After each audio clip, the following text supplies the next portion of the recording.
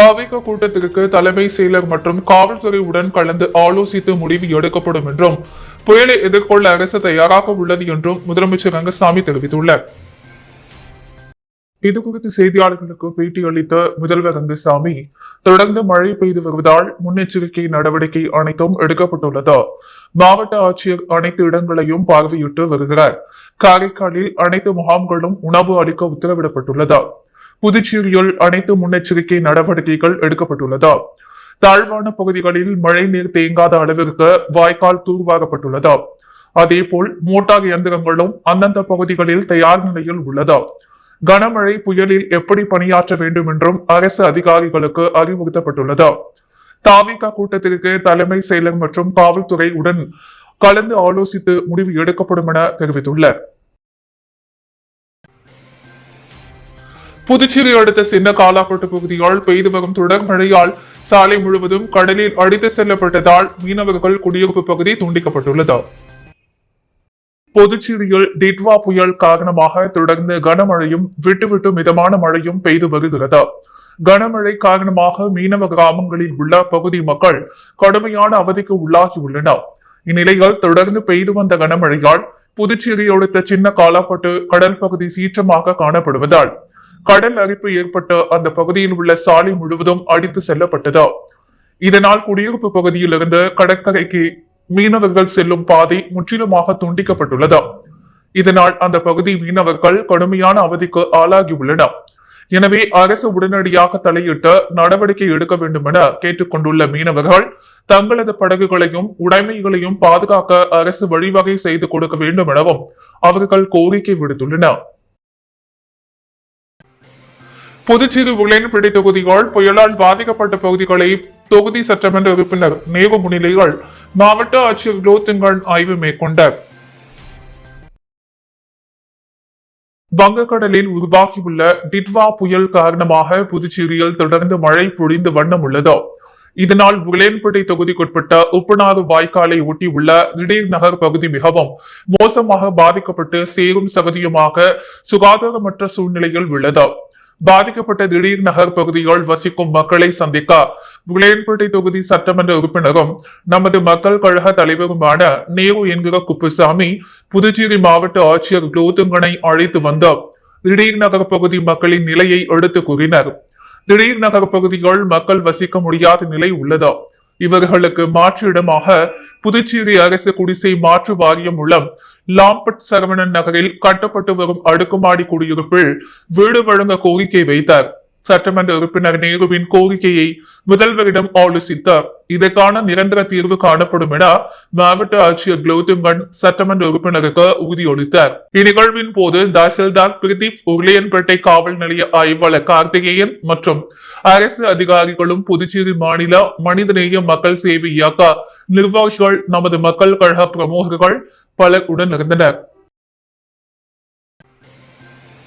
புதுச்சேரியில் தொடர்ந்து பெய்து வரும் மழையால் சாலையில் ஏற்பட்ட பள்ளத்தில் சிக்கிய டெம்போவின் முன் சக்கரம் உடைந்து விபத்துக்குள்ளானது. இதில் பயணம் செய்த பயணிகள் காயமின்றி தப்பினர்.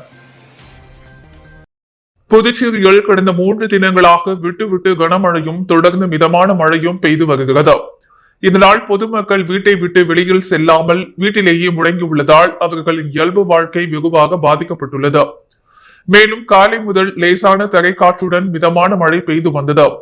இந்த நிலையால் புதுச்சேரி மறைமலை அடிகள் சாலைகள் 10க்கும் மேற்பட்ட பயணிகளுடன் டெம்போ சென்று கொண்டிருந்தது. அப்போது சாலையில் உள்ள பள்ளத்தில் டெம்போ ஏறி இறங்கியது. இதில் டெம்போவின் முன் சக்கரம் உடைந்து விபத்துக்குள்ளானது. மேலும் இதில் பயணம் செய்த பயணிகள் காயமின்றி உயிர் தப்பினர். இதுகுறித்து தகவல் அறிந்த சம்பவ இடத்திற்கு வந்த மாவட்ட ஆட்சியர் குலோத்துங்கன் சாலையில் ஏற்பட்ட திடீர் பள்ளம் குறித்து ஆய்வு செய்த டெம்போவை மீட்க நடவடிக்கை எடுத்தார். பல்வேறு குற்ற வழக்குகளில் தொடர்புடைய ரவுடியின் மிரட்டல் ரீல்ஸை கண்காணித்த போலீசார் அவரை சிறைப்பிடித்து அறிவுரை வழங்கிய சம்பவம் சமூக வலைதளங்களில் வைரலாகி வருகிறது. புதுச்சேரி ஆட்டுப்பட்டி பகுதியை சேர்ந்த பிரபல ரவுடி சாரதி ரெயின்போ நகர் பகுதியில் நடைபெற்ற 3 கொலையின் முக்கிய குற்றவாளி இவர். மேலும் பிரபல ரவுடி சத்யாவின் நெருங்கிய கூட்டாளி. இந்நிலையில் கடந்த சில நாட்களுக்கு முன்பு தான் செய்த கொலையை இன்ஸ்டாவில் பதிவிட்டு மிரட்டல் விடுத்திருந்தார். இதனை அடுத்து புகழேன்பேட்டை போலீசார் சாரதியை கைது செய்த அறிவுரை வழங்கிய நிலைகள் தான் செய்தது தவறு, போலீசார் இதனை கண்காணித்து வருகின்றனர், நண்பர்கள் யாரும் இதனை செய்ய வேண்டாம் என மன்னிப்பு கேட்கும் வீடியோ சமூக வலைதளங்களில் வைரலாகி வருகிறது.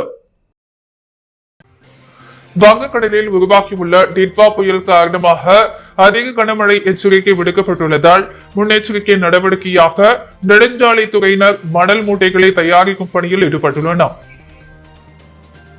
தென்மேற்கு வங்கக்கடலில் உருவாக்கியுள்ள டிட்வா புயல் விழுப்புரம் மாவட்டத்திற்கு கனமழை எச்சரிக்கை விடுக்கப்பட்டுள்ளதால் மாவட்ட நிர்வாகம் சார்பில் முன்னெச்சரிக்கை நடவடிக்கை எடுக்கப்பட்டுள்ளது. இந்நிலையில் விழுப்புரம் மாவட்டம் மரக்காணம் பகுதி கடற்கரை ஓரம் அமைந்துள்ளதால் அதிக கனமழை பாதிப்பு ஏற்படும் நிலை உள்ளது.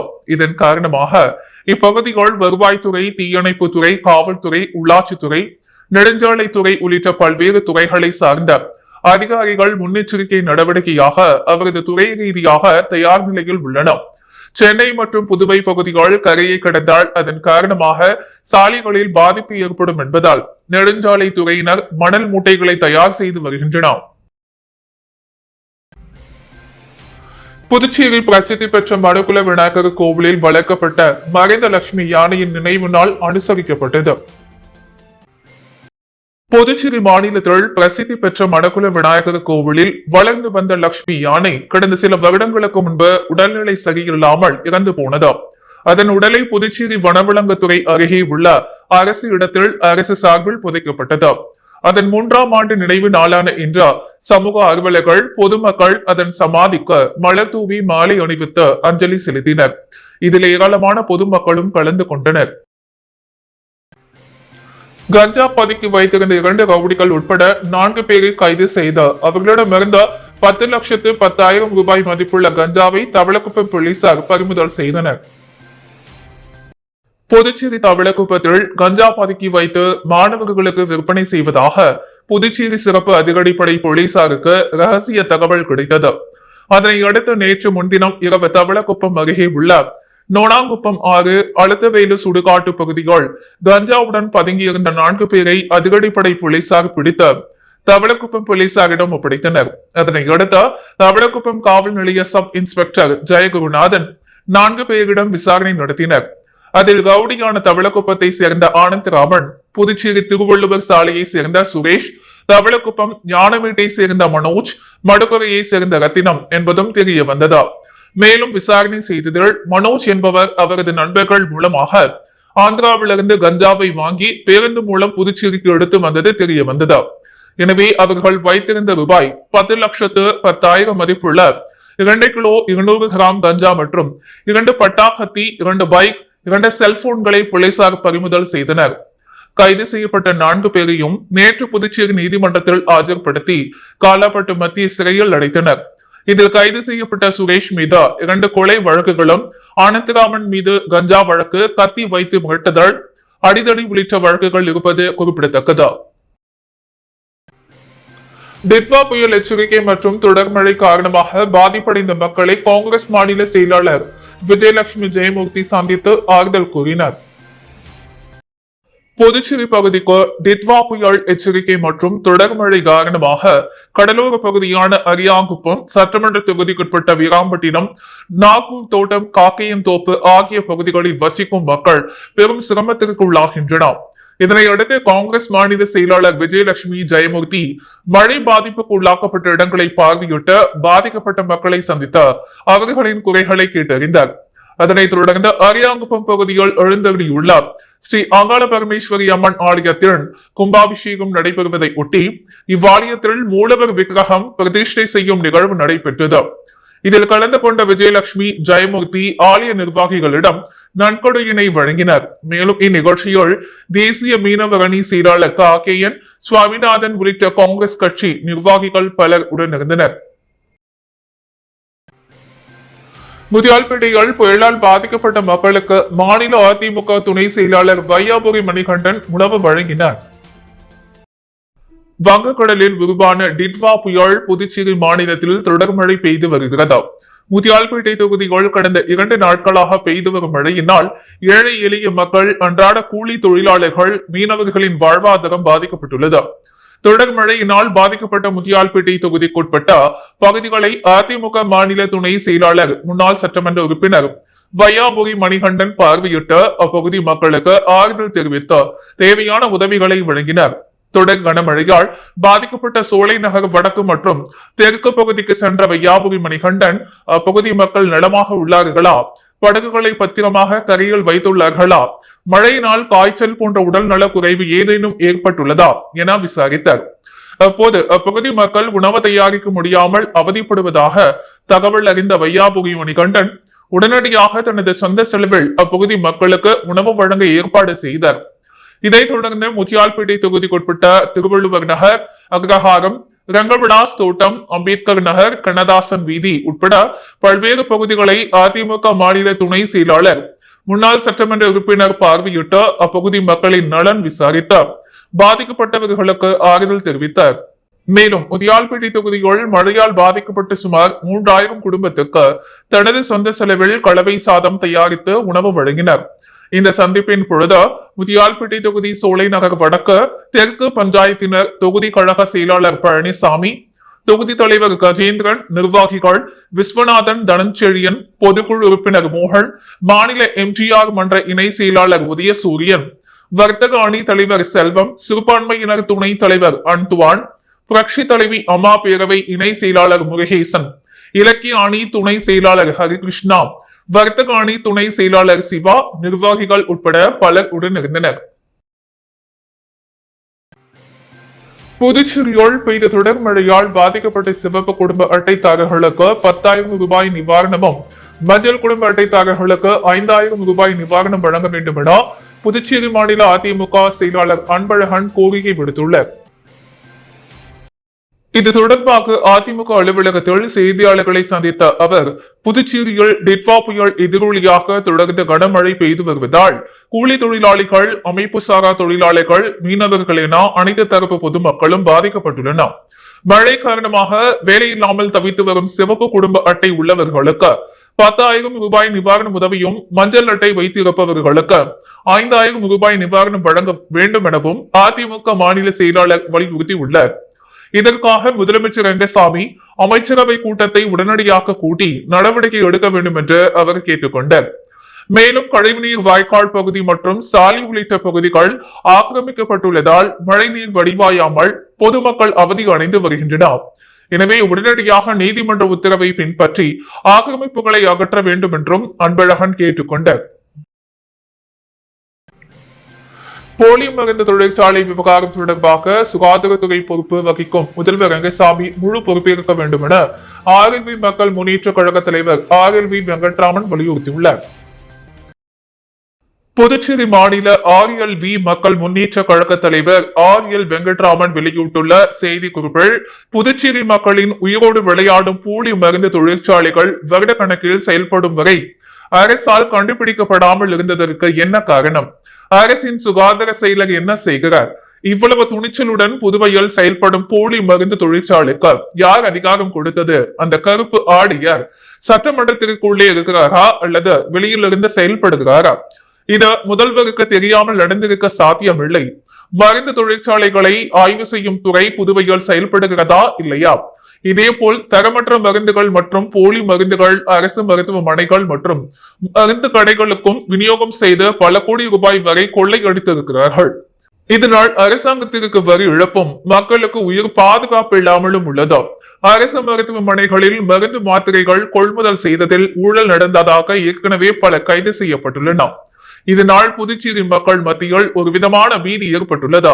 மக்கள் உயிருக்கு முதல்வர் ரங்கசாமி தலைமையிலான ஆட்சியில் பாதுகாப்பு இல்லை என்றே எண்ணம் தோன்றுகிறது. இதற்கு முதல்வர் ரங்கசாமி முழு பொறுப்பேற்று மக்களுக்கு உண்மை நிலையை தெளிவுபடுத்த வேண்டும். கடந்த சட்டமன்ற தேர்தலின் போது முதல்வர் ரங்கசாமி புதுச்சேரியில் ஊழலற்ற நேர்மையான ஜனநாயக ரீதியான மக்களுக்கான ஒரு ஆட்சியை உருவாக்க வேண்டும் என்றால் மத்திய அரசுடன் கை குறுக்கும் இரட்டை என்ஜின் ஆட்சி புதுவையில் அமைய வேண்டும் என்று கூறித்தான் வெற்றி பெற்று பாஜகவுடன் சேர்ந்து கூட்டணி ஆட்சி அமைத்தார். 4 ஆண்டுகளுக்கு மேல் உருண்டோடி விட்டதா? இதுவரை முதல்வர் ரங்கசாமி செய்த சாதனைகள் என்ன? மக்களின் அடிப்படை பிரச்சனைகளான கல்வி, வேலை வாய்ப்பு, குடிநீர், சாலை வசதி, சுகாதாரம் அனைத்தும் சீர்கட்டு போய் உள்ளது. முதல்வரின் நிர்வாக திறமையின்மையால் அனைத்து துறைகளிலும் ஊழல் மலிந்த புதுவை அரசு அதனை சமாளிக்க முடியாமல் தோல்வியை சந்தித்துக் கொண்டிருக்கிறது. இந்த போலி மருந்து தொழிற்சாலை விவகாரத்தை முழு பூசணிக்காயை சோற்றில் மறைப்பது போல் இல்லாமல் புதுவையில் இன்னும் எத்தனை போலி மருந்து தொழிற்சாலை செயல்பட்டுக் கொண்டிருக்கிறது என்பதை அரசு கண்டுபிடித்து போர்க்கால நடவடிக்கை எடுக்க வேண்டும் என்று கேட்டுக்கொள்கிறேன். மேலும் இந்த போலி மருந்து தொழிற்சாலை குறித்த முதல்வர் ரங்கசாமி முழு பொறுப்பேற்று ஓய்வு பெற்ற நீதிபதி தலைமைகள் விசாரணை நடத்தி உண்மை நிலையை மக்களுக்கு தெளிவுபடுத்த வேண்டும் என்றும் சம்பந்தப்பட்ட உண்மையான குற்றவாளிகளை கைது செய்ய வேண்டும் என குறிப்பிட்டுள்ளார். மணவெளி தொகுதிக்குட்பட்ட பல்வேறு பகுதிகளில் தொடர் மழையால் பாதிக்கப்பட்ட மக்களுக்கு பாஜக மாநில செயலாளர் ராமு அன்னதானம் வழங்கினார். புதுச்சேரியில் தொடர் மழை காரணமாக தாழ்வான பகுதிகளில் வசிக்கும் மக்கள் பலர் பாதிக்கப்பட்டுள்ளனர். இந்நிலையில் மணவெளி சட்டமன்ற தொகுதிக்குட்பட்ட பல்வேறு பகுதிகளில் வசித்து வரும் ஏழை எளிய குடும்பங்கள் பலர் பெரும் சிரமத்திற்குள்ளாகியுள்ளன. அவர்களின் பசியை போக்கும் விதமாக பாஜக மாநில செயலாளர் ராமு தலைமையில் அன்னதானம் வழங்கப்பட்டது. இதில் TN பாளையம், அபிஷேகப்பாக்கம், தானாபாளையம், சதார் நகர், குபேர் நகர், ராஜீவ்காந்தி நகர், ஆண்டியார் பாளையம் உள்ளிட்ட பல்வேறு பகுதிகளில் வசிக்கும் சுமார் 3500 மேற்பட்ட குடும்பங்களுக்கு அன்னதானம் வழங்கப்பட்டது.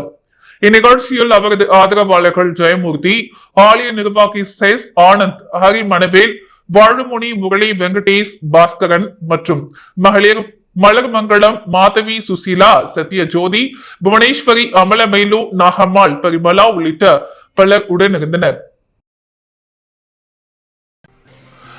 ஏனாமில் தடை செய்யப்பட்ட 500 கிலோ போதைப் பொருட்களுடன் மினி லாரி உரிமையாளர் போலீசாரிடம் பிடிபட்டார். புதுவை பிராந்தியம் ஏனாம் இந்திரா காந்தி சதுக்கம் அருகே காவல் உதவி ஆய்வாளர் புனித் ராஜ் மற்றும் காவல்துறையினர் வாகன தணிக்கையில் ஈடுபட்டனர். அப்பொழுது அந்த வழியாக மினி லாரி ஒன்று வந்துள்ளது. அதனை மறித்து போலீசார் ஆவணங்களை கேட்டு விசாரித்துள்ளனர். அப்பொழுது மினி லாரி ஓட்டுநரும் உரிமையாளரும் ரமேஷும் முன்னுக்கு பின் முரணாக பதிலளித்துள்ளனர். இதனால் அவர் மீது காவல்துறையினருக்கு சந்தேகம் எழுந்துள்ளது. உடனே மினி லாரியை சோதனையிட்ட பொழுது பெட்டி பெட்டியாக தடை செய்யப்பட்ட போதைப் பொருட்கள் கடத்தி வருவதை கண்டு அதிர்ச்சி அடைந்தனர். இதனை அடுத்த மினி லாரி உரிமையாளர் ரமேஷை போலீசார் கைது செய்து விசாரணை மேற்கொண்டனர். அப்பொழுது அவர் விசாகப்பட்டினத்திலிருந்து விற்பனைக்காக கடத்தி கொண்டு வரப்பட்டது தெரிய வந்தது. மேலும் 500 கிலோ போதைப் பொருட்களை பறிமுதல் செய்தனர்.